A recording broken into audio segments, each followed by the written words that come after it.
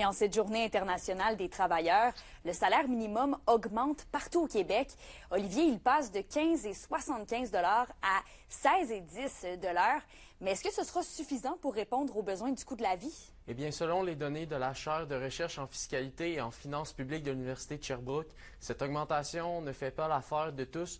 Pour eux, ce salaire ne permet pas à tout le monde de vivre de façon viable. Si on prend par exemple le cas de Montréal, il faudrait un salaire actuellement de 27 $ de l'heure pour ne pas vivre sur le seuil de la pauvreté, selon les données de la chaire de recherche. Avec la nouvelle augmentation, les travailleurs auront donc jusqu'à 484 $ de plus dans leur poche.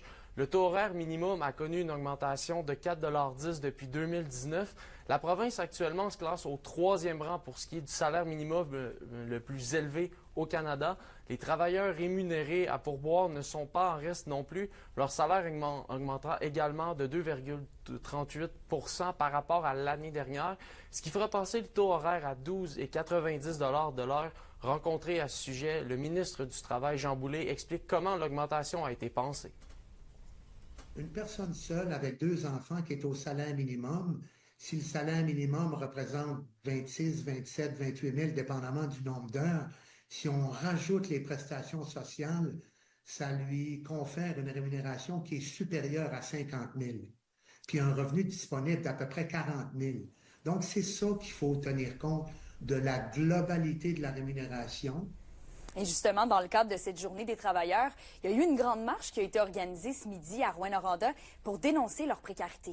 Oui, en lien notamment avec les mesures de compression annoncées par Québec. Ils étaient plus d'une centaine ce midi réunis. Selon le président de la TPS, Carl Véro, qui était présent notamment lors de l'événement, cette session amènera des réductions à l'accès aux services publics. Il juge notamment que ce seront les personnes justement sous le seuil de la pauvreté qui écoperont. On peut l'écouter d'ailleurs à ce sujet. En ce moment, avec les mesures d'austérité, ça va toucher la population. Ça va toucher la population la plus vulnérable. Oui, le salaire minimum augmente aujourd'hui de 35 sous, mais c'est amplement insuffisant pour pouvoir être en mesure de pouvoir vivre décemment.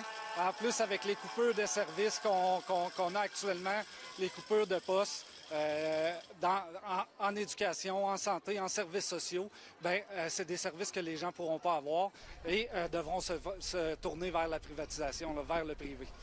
Et Camélia, les manifestants qui se sont rendus aussi devant des édifices gouvernementaux comme le CISAT pour y placarder des affiches mentionnant que les services publics appartiennent au peuple et non à la CAQ. Merci Olivier. Au plaisir.